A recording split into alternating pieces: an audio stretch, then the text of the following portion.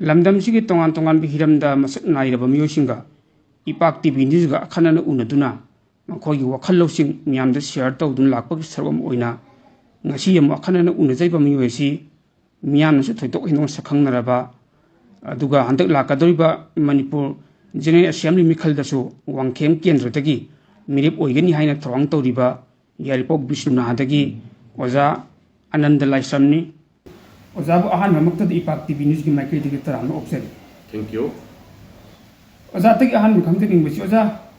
ꯃꯤꯈꯜꯁꯤ ꯀꯔꯤ ꯋꯥꯈꯜꯂꯣꯟꯗꯒꯤ ꯀꯔꯤ ꯄꯟꯗꯝꯅ ꯊꯣꯛꯄꯤꯔꯛꯄꯅꯣ ꯍꯥꯏꯕꯗꯨ ꯑꯗꯨꯒꯤ ꯃꯇꯥꯡꯗ ꯋꯥꯐꯝ ꯈꯤꯇꯪ ꯊꯝꯕꯤꯌꯨꯅꯦ ꯑꯣꯖꯥ꯫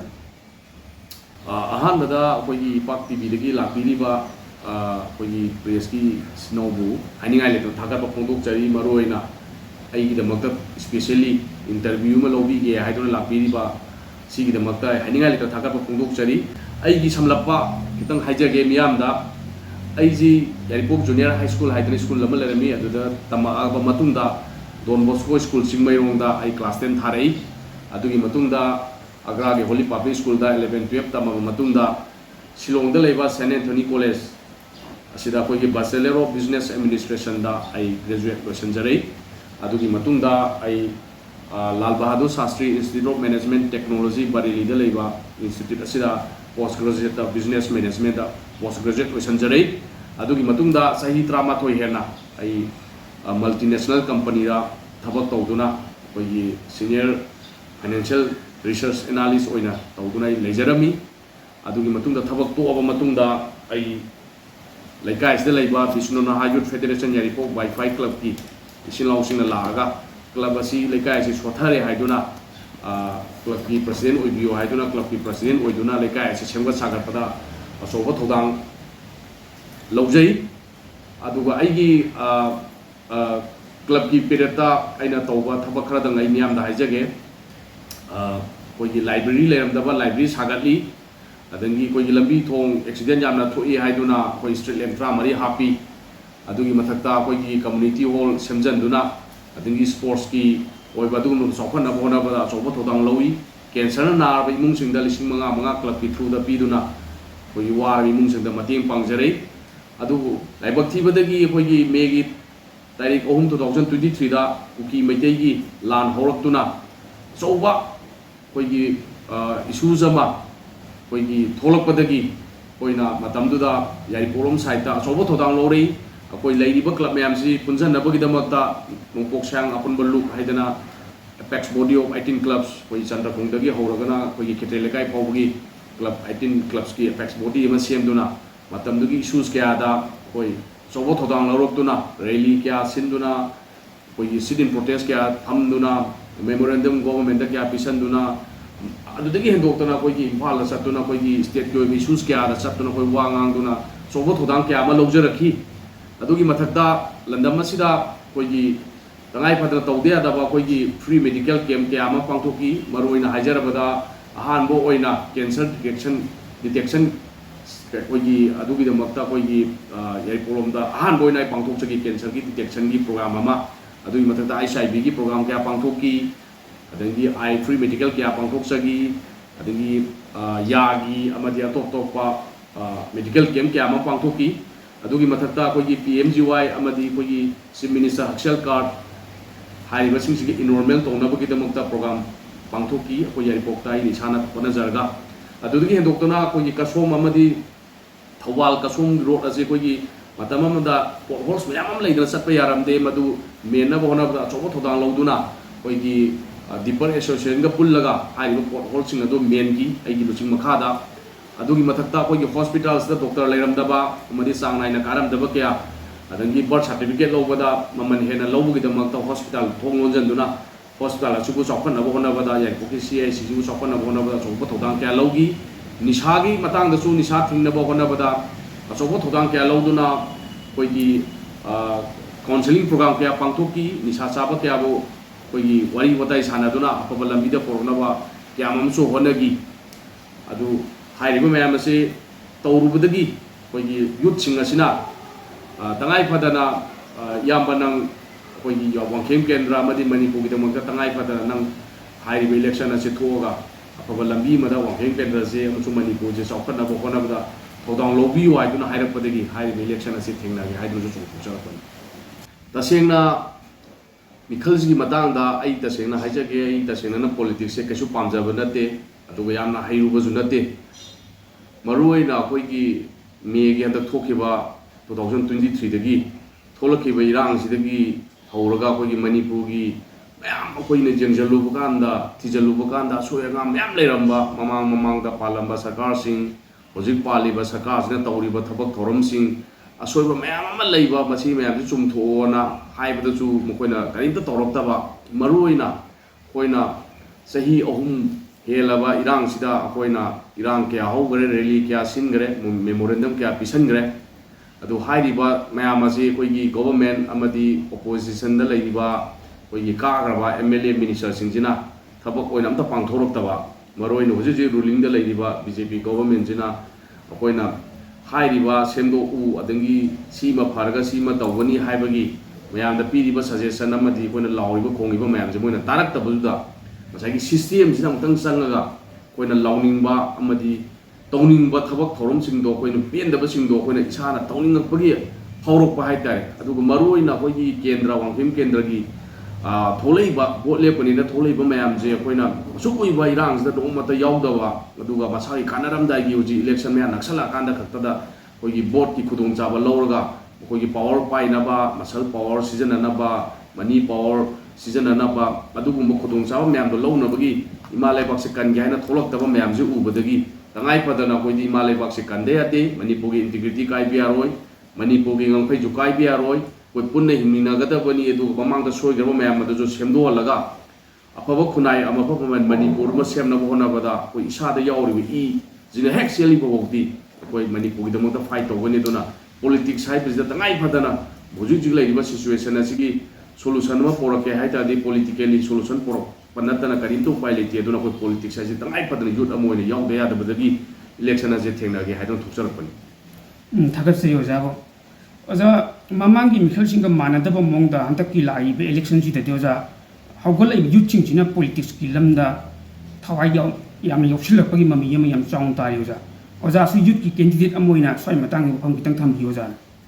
माने अखोइना हंदकी अखोइगी इरांग थोलको मतमदसु अनमना यूथ सिंगना लोइना लीड तौरगा अखोइगी इरांग असी अखोइगी अदुगी मति थेंगनरकपनि अदुगा एनी इश्यूज कयादा यूथ सिंगजना मांगजिन थारगा लोइनमक तौरको ngaktani adugu section society kyaadagi miyamna laurokpa haitare youth sing kadai da leigre nokoi joju politics yaw mathau tare nokoina politics tu yum da tumina phammaga leithokuduna di yaroi lai so hairaba naha thona faraba naha sing nokoi jo tholo politics asi yawarga onba kunai ma poraga manipur sokon na bohona ba tangai phadana politics yaw on mayam mafam da launara padagi अखोई youth सिंजे politics तंगाई फदना यावदे यादे हाइदुनि सामक से चोंथोकचरपनि मरोइना अखोई youth की ओइबा हंदकतुजु कुइ कुइद्रिनि ममांगदा मम्मी गायना अखोई ऑर्गेनाइजेशन सेमगतरा यूथ खक्तगी ओइबा अदुगुमला पॉलिटिकल की प्लेटफॉर्म म सेमगतना अखोई लेइबा मणिपुरदा लेइबा रीजनल पार्टी सिंजे पुंजनबगो होनादना अदगी यूथ सिंजेगी थौदांग कराय बोकनो मखोइना पॉलिटिक्स दा कमाइना इन्वॉल्व तौगनी अखोई यूथ सिंजेना पॉलिटिक्स याव हाय हायरगा हेता कोइना वोट लेपदब नते अदुबु decision making to matamda koi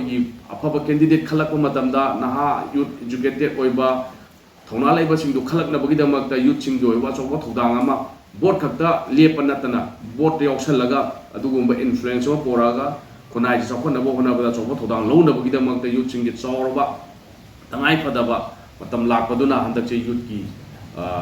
oiba iho ma lakani mamang gi election ga yamna khenagani haibru ma thamjage yam pese ओजा मिखल जिकर म पार्टी की बैनर मा खाद लेपनि हाइबो वखल लेबि ओजा वखम गितंग थांबि होजे होजिकी ओइना दे आई सामक Manipur People's Party one of the oldest regional party in the India अदु कोइ मणिपुर दि मान लिबनि अदु मागी हिस्ट्री जे ममांग दगी अदुमक कोइ पाबुंग अलिमदि लोइना पारिङै मतमदा तौरम थबक थरोम के आमजु मियाम अदुमक होजि मफम के आदा प्लेटफॉर्म के आदा सिंथाना अदु लैरिबनि अदुना मणिपुर पुन्ना समिनगदबा मणिपुर कनगदबा पार्टी हारगदी रीजनल पार्टी सिंदुगी मरक्ता एमपीपी हासिना ख्वाइदगी ने लीरबा दुगुलबा अफबा थोना फबा क्या मिनिस्टर सिंबा चीफ मिनिस्टर सिंबा पुथोखरबा दुगुलबा दुग मणिपुर जिजि लैरिबा चौखटपदा कोइना चौखटले गायना खंजरिबा सिदा लैरिबा कोइगी यूनिवर्सिटी अदंगी हॉस्पिटल अदंगी कोई मखल क्या की कोई के अदुगुम पुधरांबा मणिपुर पीपल्स पार्टी दा इसामक लेप्सगनी अदुगुम मरुओइना कोई पर रीजनलिज्म नि मणिपुर चानागदबा मणिपुर जी लेहाउस ग चानाबा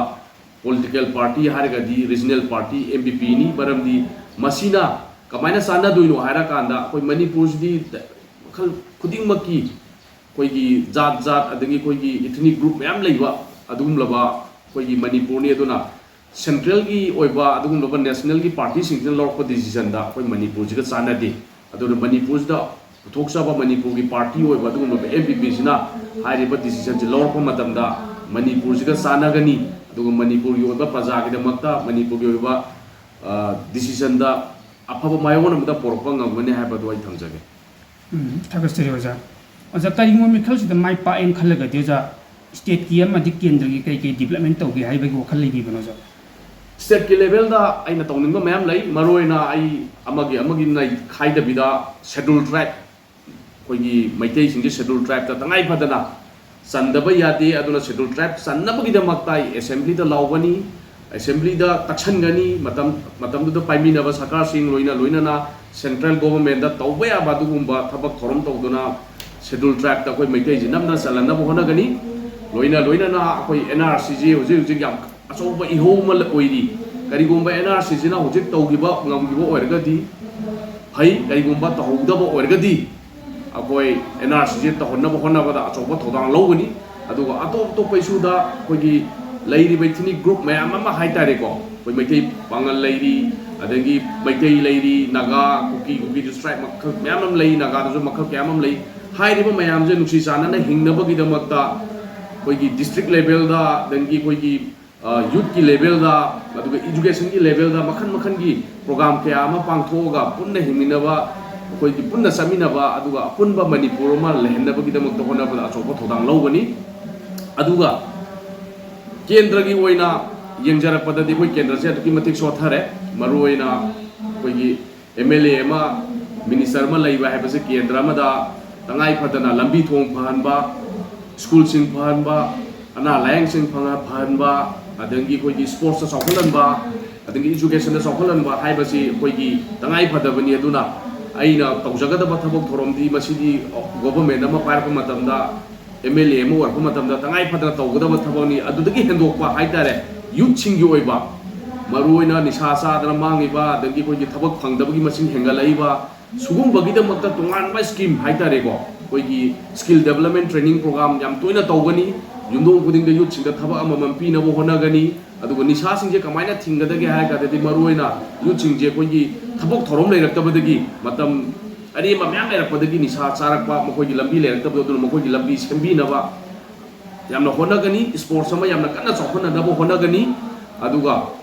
हॉस्पिटल तसेंगना हॉस्पिटल जिमा फजना सेमगत जगनी आइना अफब डॉक्टर थमगा लंबी थोंगाइसनि लोकल डेवलपमेंट एरिया फंड लापदुना लेरक मैम से लोइना कोयला थागनी अदुगी मथक्ता लंबी थोंगु फजना मखन कोई हेना मोंग ताना थमनबो होना जगनी अदुगा आइना पब्लिक मैम दा स्पेशली वोटर्स मैम दा आइना अपीलमतंग तौजनिंगी मदुदी नियामना खंबिगदबसे कोई वोट मयादा लेबिबा कैंडिडेट सिंजिना कोई ड्रेन चलक्पा लंबी कोयलास थाजलक्पा नुंगलेंगोय थारक्पा अदंगी सेल्फ ग्रुप सेमक्पा अदंगी स्कीम मैम अमा मखोइना पिसलक्पा अदंगी डिपार्टमेंट ना पीगदबा ओल्ड एज पेंशन स्कीम की कार्ड सिंग एमएलए मिनिस्टर ना मयुमदा कौर येलक्पा अदुना ताकपदी हाइरिबा डिपार्टमेंट सिंग जिगा लोइना करप्शन जे तौरे हाबजे चाउ सेंग ताबनी सिदसु प्रजाना ज्ञान ताद्रबा हाबदि करिगुंबा एमएलए सिंग नत्रगना वोट कारिबा सिंग अदुगा नौना लेपाइबा सिंजिना केंद्र से सेमनिंगबो ओइदादी मणिपुर की दमदा खनबो ओइदादी हेक इलेक्शन जो लोइबगा काबगा नत्रगा जो हेक इलेक्शन जो लोइबगा हाइरिबा लंबी सेमबा कोइलास थाबा स्कीम सिमिबा सेल्फ ग्रुप सेमिबा सी मैम जे गन्ना तौबिरगा केंद्र दो सौखनबा वारबा तारबा प्रजामिन दो सौखनबा होनबियो नतदना वोट मयादा थोलागा अपंग प्रजा मैम जो पैसाना हेक्ता लैबा यारने हाइबगी टाइपता स्कीम खरा सेमजलगा स्कीम खरा पिसलगा गवर्नमेंट की मसा की पॉकेट की पीबजु नतबा गवर्नमेंट पीरकपदो मखोय मसादगी पीबगी टाइपता लंबी थोंग सेमजनरगा अदगी कोयला थाजनरगा ड्रेन चंजनरगा बोट खोमदो खोमबिगनो अदुसोपुदी नथौना लैना लेबाकीदमक्ता केंद्रकीदमक्ता तौबा ngamba अतोप अतोपदा डिपार्टमेंट की चलगा पोरागा लेकाय सेंगनबा लेकाय चौखनबा होनबदा अपुनबगी पार्टिकुलर सेक्शन अमा खक्त नतबदा एज अ होल ओइना केंद्र ओइना चौखनबा दगी यूथ सिंगजिबु थबक पीनबा होनबदा अचौबा थौदांग लौबियु अदुगा थौना फना बोर्ड खोमबियु पैसाना बोर्ड खोमबिगनो हाइबदु जोय मियामदा थमजगे थगचे अजाउजिसिम मणिपुरदा मैतै अमदि कुकी की मक्ता लानसो लाई सोजा सही अहुम हेन खेजा दो ngasi fa boro sun propangam dri si ki talak sida amuka naga amadi kuki gi oiba hana sunna ba choba amuka kanti ama thok tna hojik manipur da to kimati awa ba sarang na ba khurong cha da pya mayuk na riusa aswai jida center da su bjp lengak lairi state da su bjp lengak lairi double ningi lengak ni makoina thamoi shen hondra ka dioja hai irang ji short time lo simangam ram gata bani adu makoina thawai da ba hai gadra ngasi fa irang sang dioja swai matang gi phang kitang tham dioja यामना चुमो वाफबनी अकोइना ngasi hujik tholaiba chahi ahum helaba irang je ahan bada koi maitai ga kuki kangu ga koi tholok irang ni adudagi amu hujik koi kuki ga naga ga mu thole mathangda amu karamba furup ga tholakani haiba je koina haiba ngamdi akoina pangal gi sinau sing da su dum koina hairaga leiba pone se mathangda pangal ga kuki ga tholok pi yai adubu hairiba mayam je koi maroina koi state da leiriba government da pairiba koi karaiba MLA sing अदंगी opposition दगी काराई MLA सिंह अतोप party दगी काराई MLA सिंह जिना मखोगी मथौजी फजन तसेंगना खंगदबा हाइबदी लोजी मखोइना सेमनी लोजी कमाइना कंट्रोल तौदुनो कमाइना सिजनदुनो अदु कमाइना ngak selaga sakadabuno हाइबजे मखोइना खंगदबा अदुना मरम ओरगा ngसाइगी लेइबा फुरु मैम जे सब मानना येंबा ngमक्तबा equality ओइना येंबा ngमक्तबा discriminate तौरपा समसमना हाइरबदा अकोइगी cookie खतदा मोइगी चथोक Jacinda अकोइगी protection पीगनी गुंबा हाइबा अदुगा अतोप तोबा फुरुप सिंगदा ngasi बोगदा पंदबा सुगुंबगी मिसंग मिखाइ नाइबा अपुनबगी ओइबा मियेंग येंबा ngमक्तबा दुना हेना सुइबा लाई अदुगा मरोइना लाइक लाइसु हाइबा वाटपा दुना जु सेंटर दा चलगा मुक्नाबा ngमक्तबा ngसाइगी अकोइगी नेशनल पार्टी की जी आसोंदगी हाइरागा आसोंदगी ऑर्डर लागा अकोइगी अदुम ऑर्डर दा चलगा मखोइगी order ngaibagi thabak thoromsi amna toina mayana ju loina unaraba ngaktani adum tawdum da lei masigi thabak sima kitang sungthopa ngamaba mating phudona yaningda ba leita di loina si haire ji akoi yaba ngamoi akoi si tawba ngamoi haidana dugumba MLA minister chief minister mayam tholakpa matam da go for example ni chief minister sina enang sima chief minister ju oire adoi tadi su ma thaba ma thorom ma tawabda Manipur interest सोकदबा Manipur integrity सोकदबा मणिपुर द लेमिनरी फुरु मैम सोकदबा ओइदादी अ याबंग मोय हाइदना दुमाइन हाइबंग मकदबा दुगुम चीफ मिनिस्टर मथौक ताई अदुगुम मिनिस्टर मथौक ताई आदा चलगा मखोइगा वरी सानबा मतमदा नोनजदबिदा अखोइगी राइट नि अखोइगी हक नि because Manipur is one of the state of the Indian union गी मखादा लेबा दुगुम लबा स्टेट अमनी अदुना अतोपा स्टेट सिंग द पीरी हक अदुगुम न मणिपुर दसु लोइना लई अदुना every citizen je सब मानना मखोइगी राइट लेबदो अदुगी राइट तुगी मतुंगिना अखोइगी स्टेट अमगिसु राइट लेबनिना अदुगी राइट तो ngakna लौना चटपा ngamba MLA minister मथौक ताई अदुगुम लेरबा मतमदा हाइरिबा प्रॉब्लम असि याम लाइना सॉल्व तोबा याबा कैनो खतनी within 1 month within 6 month ता सेंटर का अदुम जानबो वरकता दि मखोना सॉल्व तोगा हाइतादि इराइ लाइना ngambani अदुबु मखोना तौद्रिबगी मरमसी अखोइ मरम मयाम लेरंगनी अदुगी मरम मयाम दो अखोइना थिगलगा खंगबा मथौक ताई अदुगा गवर्नमेंट से तसेंगना अखोइना मोंग तादबा लाइलाइसु हाइबा मिहु थागलुदबगी सोइबनी अदुना मथंगी इलेक्शन ददि लाइलाइसु हाइबा अदुगुम मथौना लेबा मिहु थागला कांदा सेंटर दुगु मुगनारा कांदा हाइरिबा प्रॉब्लम याम जे सॉल्व तौरगा अमा तोइना मुसी सानाने हिंगबा हानगी दुमाइना हिंगमिनरिबा दुमाइना आइडिया मणिपुर दा पुन्ना हिंगमिनना होनाबदा हेना मथौ तागनेना खंजे जा काइगुम्बा बीजेपी नत्तबा अतोपा पार्टी अम लेंगा पैरमगै दोजा हाइरिबु जि थोइबा इरांगसि शॉर्ट टाइम दलो सिनबंग गमलंगदबनी हाइबगी थाजब लेबोजा अदु डिपेंड्स ऑन द अखोइगी कारिबा MLA मिनिस्टर दुगी मखाजु पोले हाइना हाइजरिजे मखोइजी यामना अखोइगी कॉन्स्टिट्यूशन से फजना खंगबा मथौ ताई अदुगा MLA मगी अदगी मिनिस्टर मो रपदा मखोइगी पावर अदगी मखोइना तौबो ngamba मयाम से लोइना खंगबा मथौ ताई अदुना अदुगुम्बा पावर मखोइना लॉ मेकर ने हाबजे कॉथोलकदुना ngसाइगी हारिबा थबक थोरम मयाम जे सोइरेनी मरमदी होजिजिचु गवर्नमेंट ने सोइरिजे कुकी की मफमदा कुकी की मीगा अखोइगी ऑफिशियल सिंग थमे नागा के मफमदा नागा के ऑफिशियल सिंग थमे मैतै की मफमदा मैतै की ऑफिशियल सिंग थमे अदुना हारिबा मयाम जे मखोइना दुम इराइ लाइना खाइदोगा लैरे हाइतारे गवर्नमेंट जिनको अदु कैगुम्बा रीजनल पार्टी मना पालंबा ओरगदी ꯊꯣꯛꯑꯝꯗꯕꯁꯨ ꯌꯥꯏ ꯑꯗꯨꯕꯨ ꯍꯥꯏꯔꯤꯕ ꯀꯥꯔꯛꯏꯕ MLA ꯃꯤꯅꯤꯁꯇꯔꯁꯤꯡꯗꯣ MLAꯁꯤꯡꯗꯣ ꯃꯗꯨ ꯀꯌꯥꯃꯨꯛ ꯂꯥꯏꯔꯤꯛ ꯂꯥꯏꯁꯨ ꯍꯩꯕꯅꯣ ꯀꯌꯥꯃꯨꯛ ꯑꯩꯈꯣꯏꯒꯤ ꯑꯦꯁꯦꯝꯕ꯭ꯂꯤꯒꯤ ꯃꯇꯥꯡꯗ ꯀꯟꯁꯇꯤꯇ꯭ꯌꯨꯁꯟꯒꯤ ꯃꯇꯥꯡꯗ ꯀꯌꯥꯃꯨꯛ ꯈꯪꯕꯅꯣ ꯍꯥꯏꯕꯗꯣ ꯑꯗꯨꯒꯤ ꯃꯈꯥꯁꯨ ꯄꯣꯜꯂꯤ ꯊꯥꯒꯠꯆꯔꯤ ꯑꯣꯖꯥ ꯍꯧꯖꯤꯛꯁꯤ ꯃꯔꯨꯑꯣꯏꯅ ꯃꯅꯤꯄꯨꯔꯗꯅ ꯍꯦꯟꯅ ꯃꯤꯈꯜꯗ ꯁꯦꯜꯁꯤ ꯌꯥꯝ ꯆꯥꯎꯅ ꯊꯥꯗꯕ ꯑꯣꯖꯥ ꯑꯇꯣꯞꯄ ꯁ꯭ꯇꯦꯠꯁꯤꯡꯗꯁꯨ ꯊꯥꯗꯩ ꯑꯗꯨ ꯃꯅꯤꯄꯨꯔꯗꯅ ꯈꯔ ꯍꯦꯟꯕ ꯃꯥꯜꯂꯤ ꯑꯣꯖꯥ ꯏꯁꯥꯒꯤ ꯚꯣꯠ ꯀꯥꯅꯉꯥꯏꯗꯃꯛꯇ ꯍꯨꯕꯅꯤ ꯈꯪꯗꯦ ꯂꯥꯛꯄꯅꯤ ꯈꯪꯗꯦ ꯁꯦꯜꯁꯤ ꯄꯪꯂꯣꯏꯗ ꯊꯥꯊꯔꯒ ꯃꯤꯈꯜꯗ ꯃꯥꯏ ꯄꯥꯛꯅꯕ ꯍꯣꯠꯅꯕ ꯁꯣꯝꯗ ꯑꯃꯨꯛꯀ ꯚꯣꯠ ꯀꯥꯈ꯭ꯔꯕ ꯃꯇꯨꯡꯗꯅ ꯑꯣꯖꯥ ꯏꯁꯥꯒꯤ ꯃꯁꯥꯒꯤ ꯊꯥꯗꯈꯤꯕ ꯁꯦꯟꯐꯝꯗꯨ ꯍꯪꯒꯠꯅꯅꯕ ꯍꯣꯠꯅꯕꯗ ꯗꯤꯕꯂꯞꯃꯦꯟꯒꯤ ꯂꯝꯗ ꯈꯨꯠ ꯊꯥꯕ ꯉꯝꯃꯛꯇꯕ ꯑꯣꯖꯥ ꯁ꯭ꯋꯥꯏ ꯃꯇꯥꯡꯗ ꯑꯣꯖꯥ ꯋꯥꯐꯝ ꯈꯤꯇꯪ ꯊꯝꯕꯤꯌꯨ ꯃꯁꯤꯅꯤ ꯑꯩꯈꯣꯏꯅ ꯍꯧꯖꯤꯛ ꯆꯦꯟꯖ ꯑꯃ ꯃꯌꯥꯝꯅ ꯆꯦꯟꯖ ꯑꯃ ꯄꯣꯔꯛꯁꯤ ꯑꯗꯒꯤ ꯌꯨꯠ ꯄꯣꯂꯤꯇꯤꯛꯁꯇ ꯌꯥꯎꯕ ꯃꯊꯧ ꯇꯥꯔꯦ ꯀꯥꯏꯅ ꯃꯌꯥꯝꯅ ꯃꯐꯝ ꯈꯨꯗꯤꯡꯃꯛꯇ ꯄ꯭ꯂꯦꯠꯐꯣꯝ ꯀꯌꯥꯗ ꯂꯥꯎꯔꯛꯏꯁꯦ ꯃꯔꯨꯑꯣꯏꯅ ꯑꯩꯈꯣꯏ ꯑꯣꯖꯥꯅ ꯍꯧꯖꯤꯛ ꯍꯥꯏꯕꯤꯔꯤꯗꯣ ꯌꯥꯝ ꯆꯨꯝꯃꯦ ꯃꯃꯥꯡꯒꯤ ꯑꯩꯈꯣꯏꯒꯤ ꯚꯣꯠꯀꯤ ꯅꯤꯌꯣꯝꯁꯦ ꯃꯔꯨꯑꯣꯏꯅ ꯚꯣꯠ ꯃꯌꯥꯗ ꯊꯣꯛꯂꯛꯑꯀꯥꯟꯗ ꯄꯩꯁꯥ ꯄꯥꯏꯕ ꯀꯦꯟꯗꯤꯗꯦꯠꯁꯤꯡꯁꯦ ꯍꯧꯖꯤꯛꯁꯨ ꯑꯗꯨꯝ ꯂꯣꯏꯅꯃꯛ ꯍꯪꯅꯔꯤꯕꯅꯤ ꯅꯪ ꯄꯩꯁꯥ ꯀꯌꯥꯃꯨꯛ ꯄꯥꯏꯔꯒꯦ ꯅꯪꯅ ꯚꯣꯠ ꯂꯦꯞꯇꯣꯏꯗോ ꯍꯥꯏꯕꯗꯤ ꯄꯩꯁꯥꯅ ꯚꯣꯠꯁꯤ ꯂꯩꯒꯅꯤ ꯍꯥꯏꯕꯒꯤ ꯋꯥꯈꯜꯂꯣꯟꯁꯦ ꯑꯗꯨꯃꯛ ꯆꯦꯟꯖ ꯇꯧꯕ ꯅꯠꯇ꯭ꯔꯤ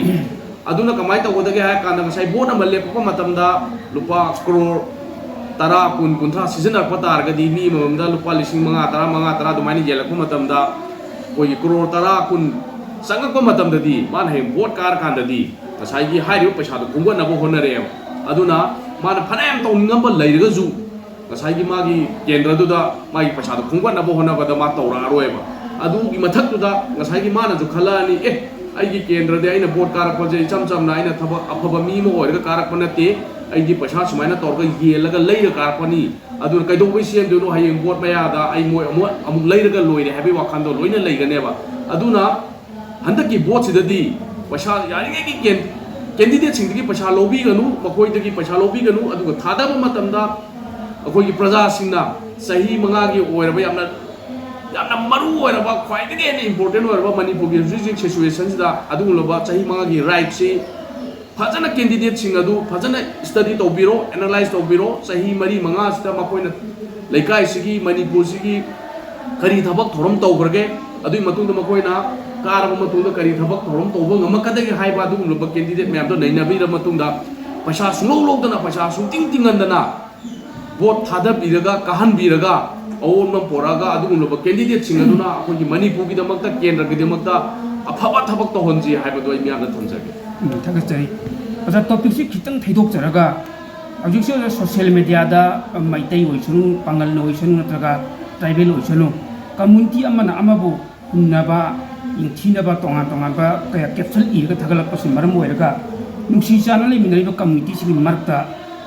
सिंसेप थाजिनदुने थिननाबगी होटरपे ममि यम याम चाउन तारि ओजा स्वाय मतंग दो जागी वफम खितंग थंबि मसीजे अइना ngawai matandadi hoi chume ngawai matandadi khoi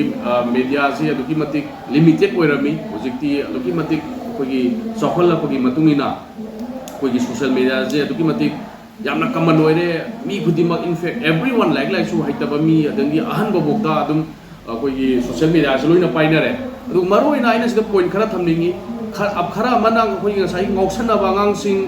अखोई लाना फाना पंगमदबा दंगी मतम अदुम फ्री दा लेबा अंगांसिंग मयुमदा अदुम लेरगा अदुम अखोई सोशल मीडिया जे पायरगा मखोइना पिनिंगबा मखोइना ngaके खल्लगा पुबी पिरकबा कमेंट पिरकबा कांगु मुजु लेरी अदुना तबिदा पॉलिटिकल की ओइबा थादोगा ngसाइगी पॉलिटिकल ग्रुप मैमजिना पार्टी मैमजिना थादोगा मी मैम अमजु मखोइगी दमकता अदुमाइना सेमगा थमगा काइगुंबा कमेंट अमा थागलकु मतमदा मदुदा against ohenaba adagi khana chainanaba thonaba tawdaba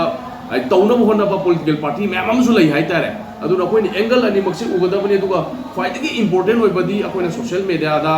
awai akum tawnari baje akoina adugi matik yamna hetam aduda achumbani haina khandabana phayena khali maruoina aduguma problem achoba lakpa taraga de koi table da phaminaraga koigi CSO natragana group ma'am koigi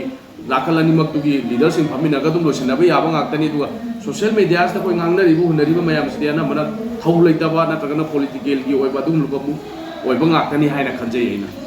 थागतरी इपाक TV news ना ओजाबो अखनना उनबगी तंजामा PV बसिदा ओजागी थमोइदे कई Phoebe ओजा तसेंगना आई यामना नुंगाइबा फौजै मरोइना कोइ मणिपुर जे अखोइगी ममांगी चही 5 गी ममांगदा हाइतारे कोइ media से यामना लिमिटेड ओइरमी हाइतारे अदुदा ISTV Impact TV गुम्बा मोय अमनी खक्तनी लेजरे मे जे हुजिकती देयर अराउंड मोर देन 10 कोइगी न्यूज चैनल लेरे सिना कानरक्तोइसिना अखोगी लम लमदा हुजिक इलेक्शन की तौरिबा कैंडिडेट सिंगे चलगा मखोइबु वारी सानबीदुना अदगी मखोइना तौनिंगिबसिंग अदगी मखोइना तौरकदबसिंग अदगी कैंडिडेट खुदिमक्सी मोइगी बैकग्राउंड चिंबा सुम तौरगा अखोगी अतोप अतोपा नॉट ओनली द इलेक्शन हाइतारेको जे एनी इश्यूज मैम थोइबा मैम सिगी मतंगदा मीडिया सिंजना अचुंबा मरि कुमलबा पाउ लौबीरगा अखोगी सोशल मीडियादा कनो तौरगा इरांग जिबुजु सॉल्व तौनबो होनाबदा अदगी अफबा लंबीरोमदा पोरनबो होनाबदा अदगी एनी इश्यूज अमदा पॉजिटिव वेदा सलनबो होनाबदा अचौबो थौदांग लौरी मखा तानाजु लौबीरो अखोगी पैक टीवी ने गसी लापीरगा सुमाइना होनाजरीबजे मखा ताना तोप तोपा जगह जो चपीरगा कैंडिडेट सिंगबु इंटरव्यू लौबीदुना मकोइना फोंदोकनिंगिबसिंग अदु मिया ममांगदा खंगनबियु अदुगा मसिगी खुदोंचाबजे लौबीयु अदुगा अदुगी मतिक यामना नुंगाइजै पाकना ngasi लापीरगा होनाबीदिबसे मखा तानाजु होनाबियु हाबदुना थमजगे थागस्तरी ओजाबो ओजागा अखनन उनाबगी तंजा अमा पिबिबगी दमक्ता इपाक टीवी न्यूज़ की माइकैदगी ओजाबो हाइनगाइ लेदं थागतपा फोंदोकजरी थागतजगे